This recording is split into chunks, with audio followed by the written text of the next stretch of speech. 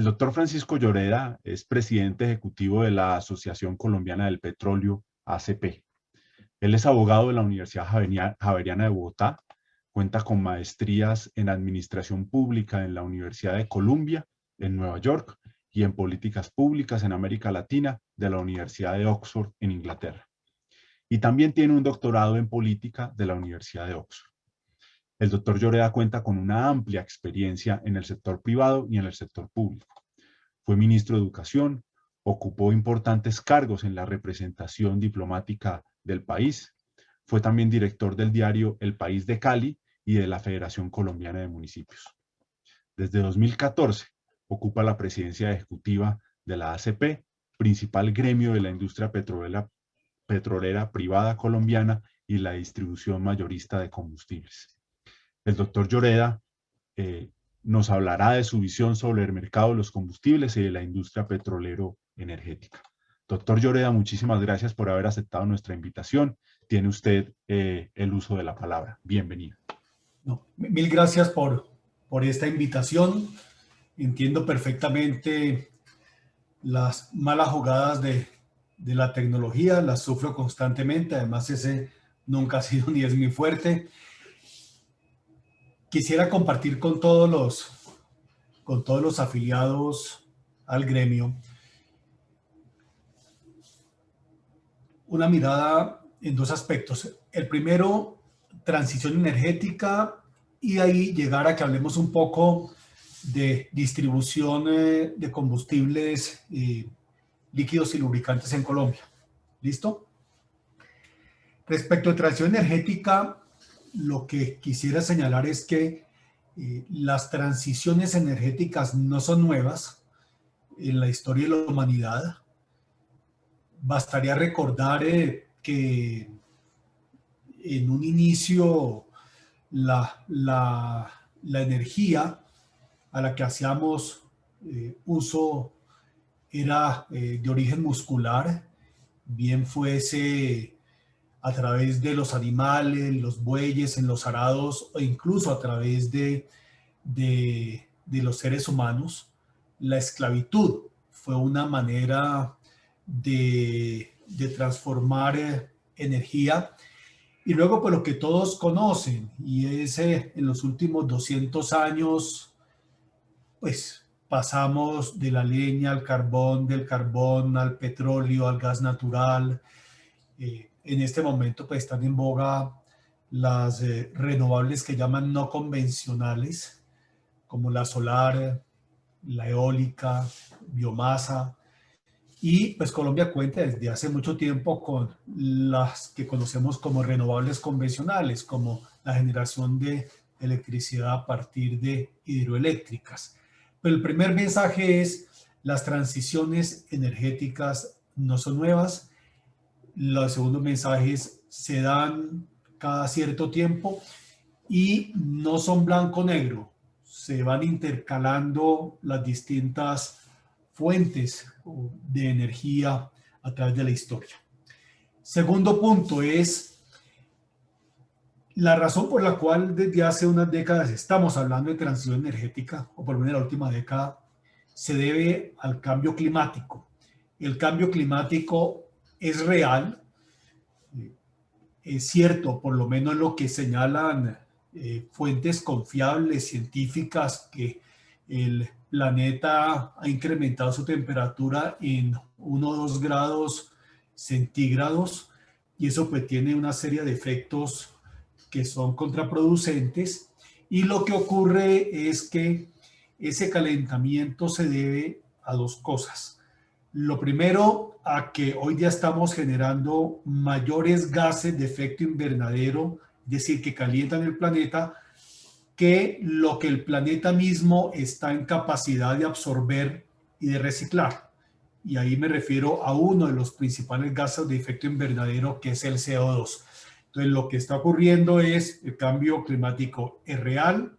El planeta no está siendo capaz de absorber y reciclar especialmente el CO2 que se está produciendo, y eso pues nos lleva a encender las alarmas. Y hoy día se calcula que al año estamos arrojando alrededor de 50.000 toneladas de CO2. Entonces, el segundo es real. Lo tercero que me parece muy importante, y voy a ir descendiendo como en un embudo, es quiénes son los responsables de la producción de esos gases de efecto invernadero. Y los principales responsables son, lo primero, los países asiáticos, principalmente la China.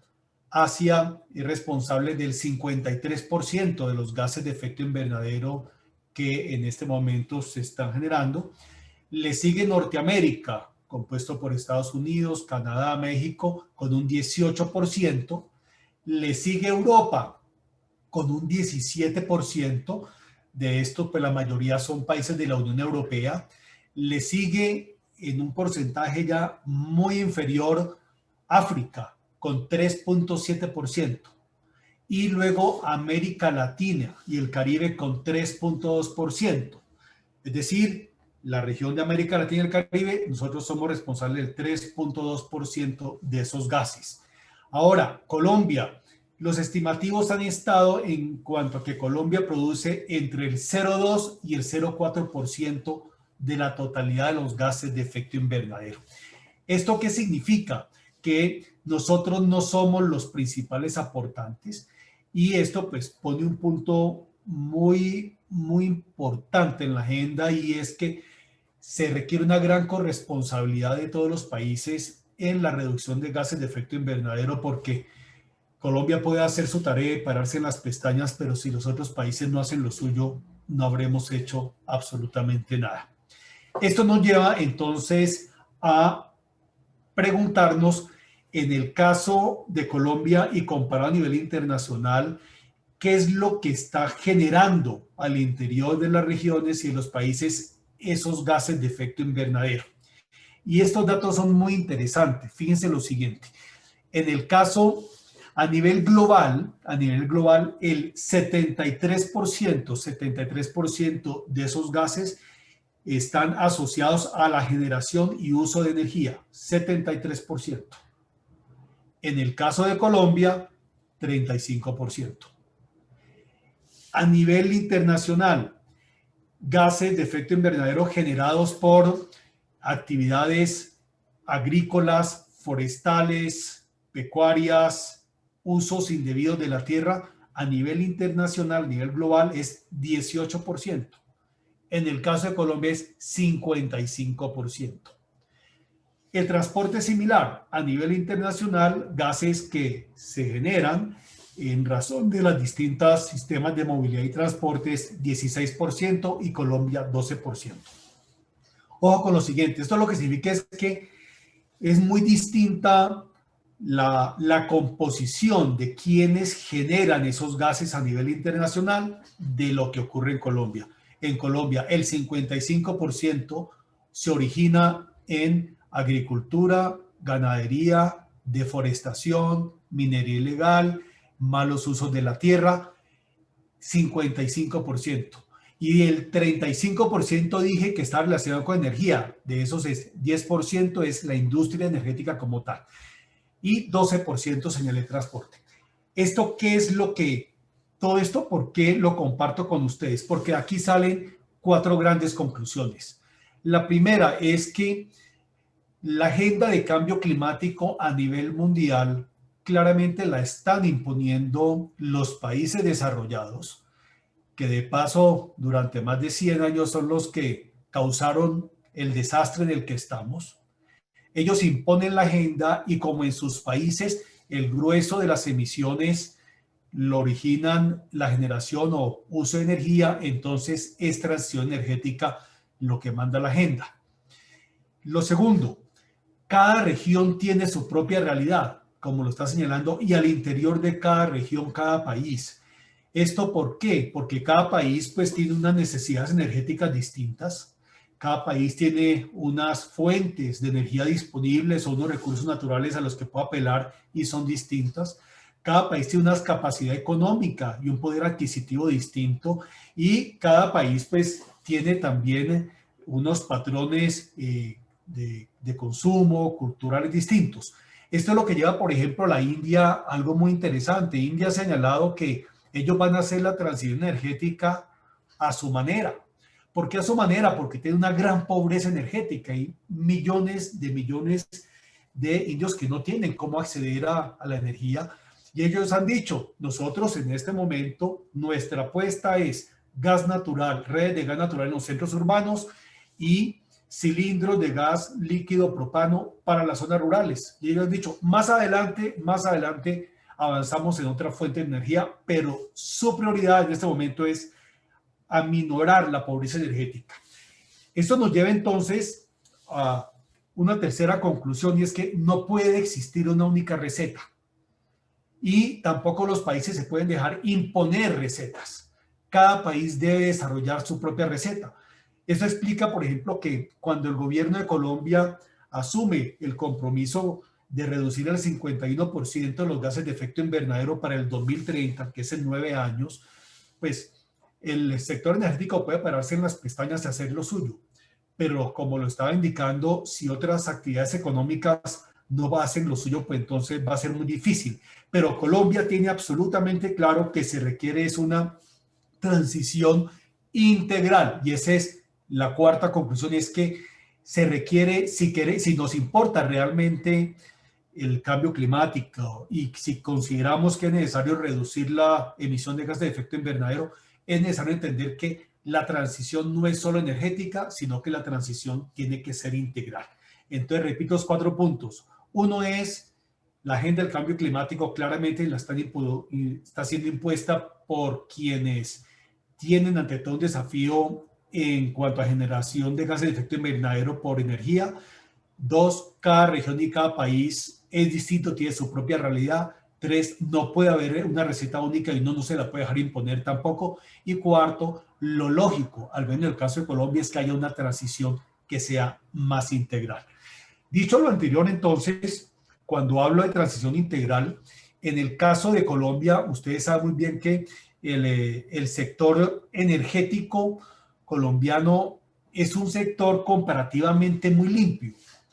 La matriz eléctrica, ustedes la conocen muy bien, la matriz eléctrica de Colombia entre el 63 y 80% es generada con hidroeléctricas. Por supuesto que dependiendo entonces del nivel de los embalses, entonces acudimos o no a otras fuentes de respaldo. Y la principal fuente de respaldo que tiene Colombia es el gas. La generación térmica gas es extraordinaria. ¿Para qué nos vamos nosotros para qué lo vamos a negar? Y tenemos gas.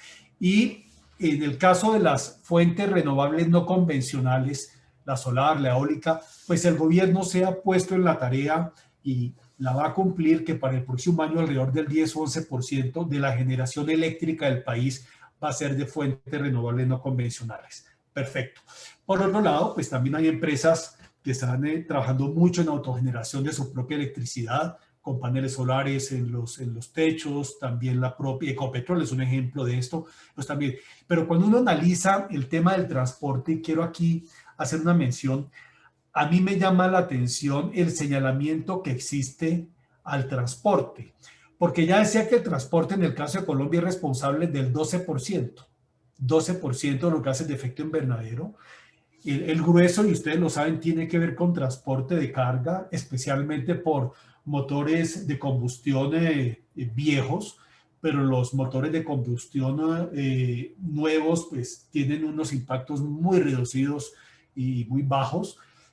Por otro lado, pues continúan entonces toda la flota de vehículos de transporte público colectivo, pasajeros, donde hay un esfuerzo en las ciudades, bien sea para electrificarlos o pasarlos a gas. Curioso, quienes continúan ahí son las motos.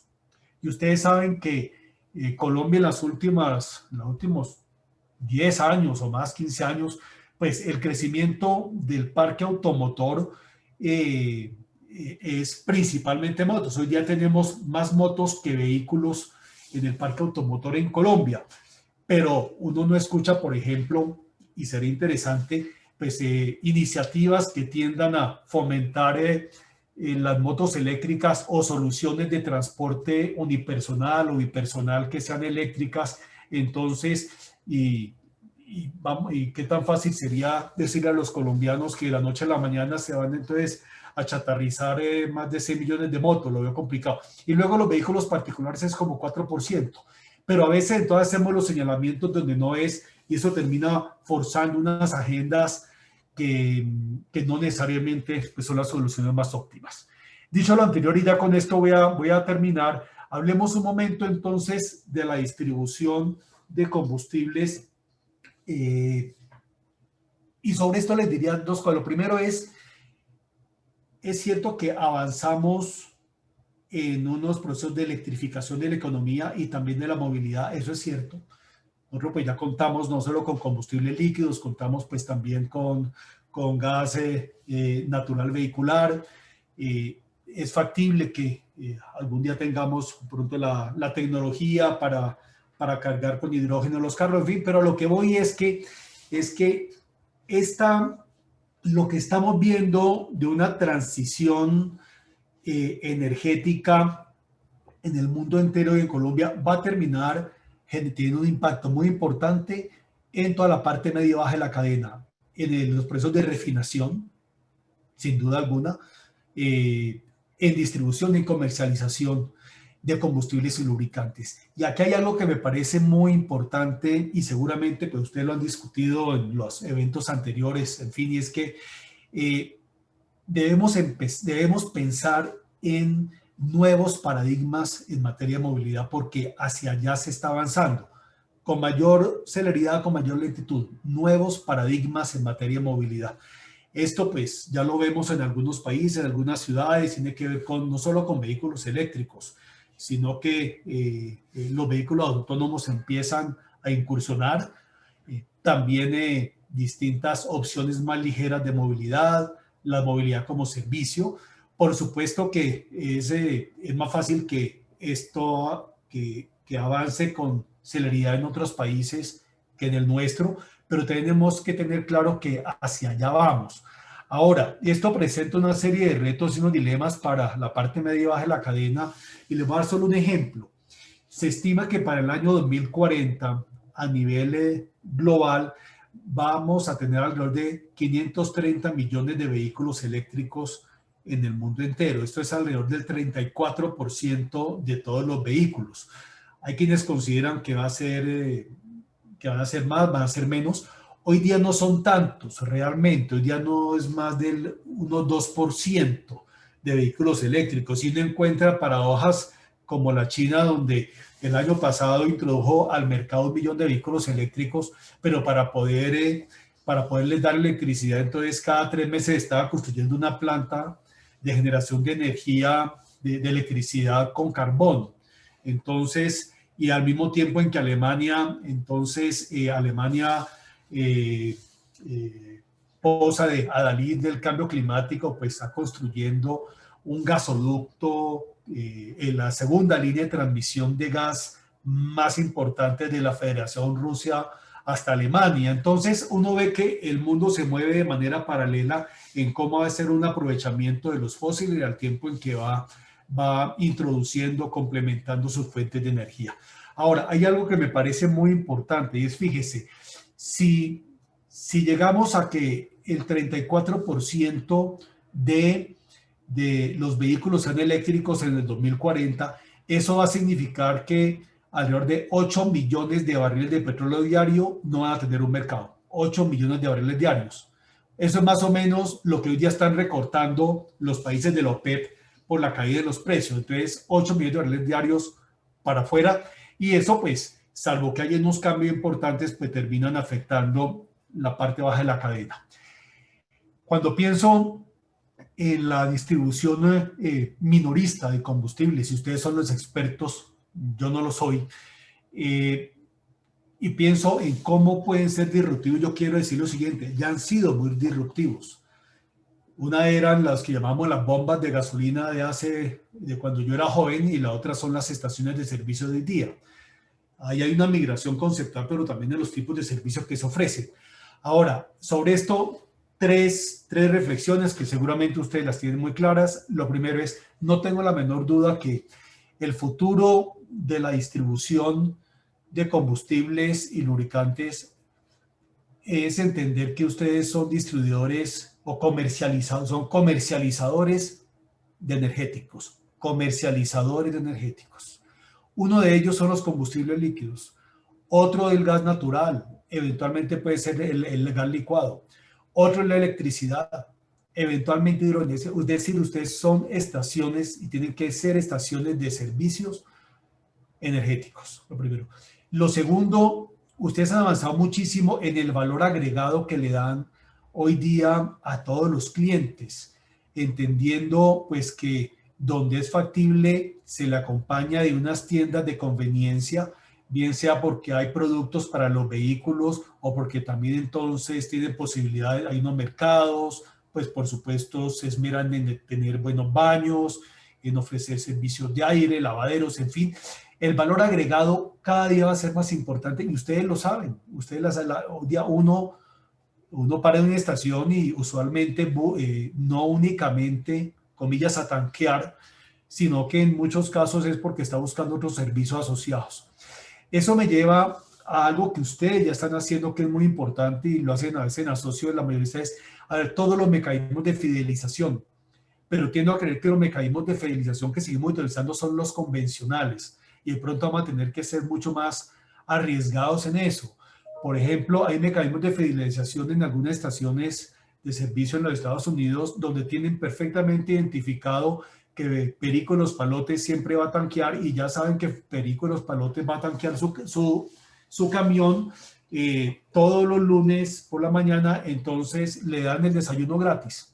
¿Por qué? Porque tiene entonces, mecanismos de fidelización es necesario ver cómo se logran, cómo somos, innovamos más en ellos.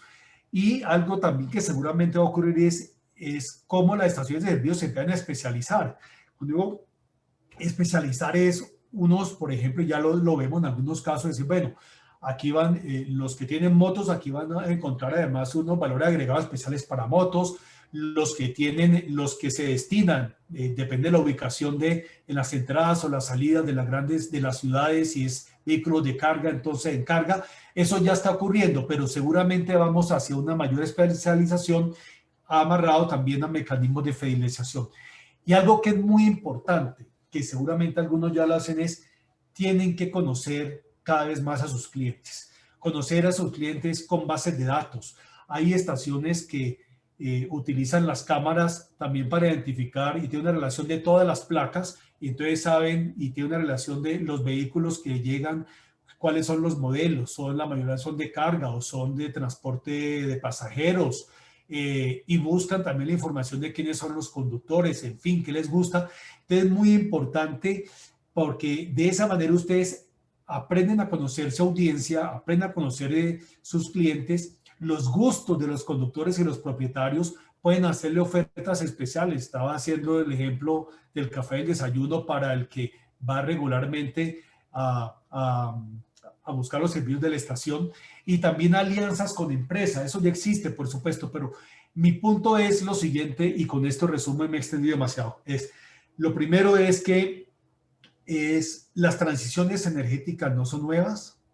Dos, en esta ocasión es en razón del cambio climático que hay una gran preocupación, urgencia por lograr una transición acelerada. Tres, son los países desarrollados los que están imponiendo la agenda. Cuarto, creo que cada país y cada región es distinta y no podemos dejarnos imponer recetas ni agendas, sino ver qué es lo que le conviene a Colombia.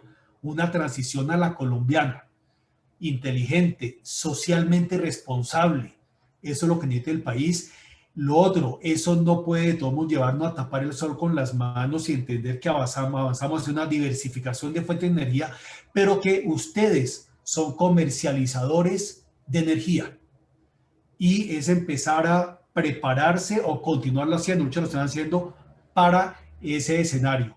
Si eso es así, si se convierten en distribuidores y comercializadores de energía, el futuro es gigantesco y está lleno de oportunidades. Pero lo que no puede ocurrir es que en un momento a otro no ofrezcamos unos valores agregados tan importantes que la gente termine el día de mañana cargando su vehículo eléctrico en la casa. Muchas gracias a ustedes. Muchas gracias, doctor Francisco Lloreda, por su ilustración y por acompañarnos en el evento. Doctor Lloreda, existe cierto escepticismo, quisiera que usted nos ilustrara un poco sobre ese tema, respecto de si la movilidad eléctrica va a introducirse fuertemente o hay una especie de burbuja al respecto. Hay escepticismo por parte de algunos distribuidores sobre este tema, o si puede llegar a darse otra innovación o desarrollo científico-técnico que haga que se introduzca, por ejemplo, el hidrógeno. Frente a esas dudas, ¿cuál es la visión que usted tiene respecto del ingreso de todos estos nuevos energéticos y, pues, evidentemente, de los vehículos que puedan demandarlos? Encienda su micrófono, por favor. Doctor Lloreda. No tengo dudas que cada día vamos a tener más vehículos eléctricos en Colombia, pero yo creo que en el caso de Colombia, ese proceso de diversificación energética y también en la demanda de fuentes distintas de energía, no, yo creo que eso no se va a dar de la noche a la mañana. Yo no lo veo así, pero debemos ser conscientes que estamos avanzando y además pues hay incentivos para los vehículos eléctricos. Entonces yo sí creo que es necesario que las estaciones empiecen a pensar en cómo ofrecer el servicio de energía eléctrica. Lo primero. Lo segundo, hay algo que usted señaló y hay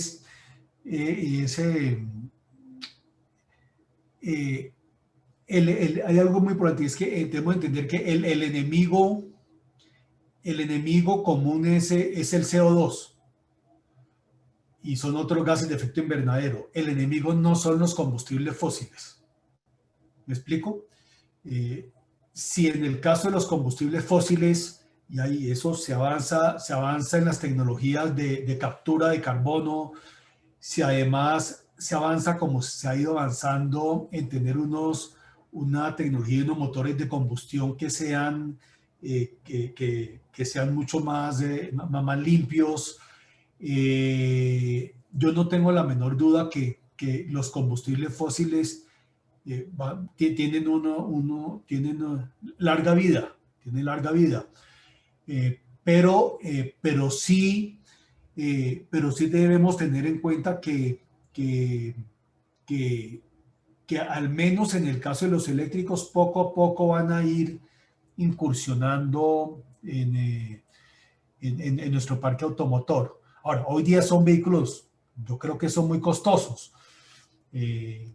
Y por supuesto que hay muchas inquietudes frente a los eléctricos, la infraestructura de carga, la proceso de la electrificación de las ciudades, la tecnología de las baterías. Pues hay unos vehículos con autonomías de 300 kilómetros, en fin, otros menos, pero todavía no están inventadas la capacidad de almacenar electricidad en baterías de manera masiva. Eso no es muy costoso. Aspectos regulatorios. Pero sí debemos, sobre todo para el caso de los eléctricos, creo que tenemos que irlo contemplando, no tengo la menor duda. Bueno, doctor Lloreda, muchísimas gracias Gracias a ustedes. Ojalá sea útil esta reflexión. Muchísimas gracias, claro que sí. Un saludo muy afectuoso desde COMCE.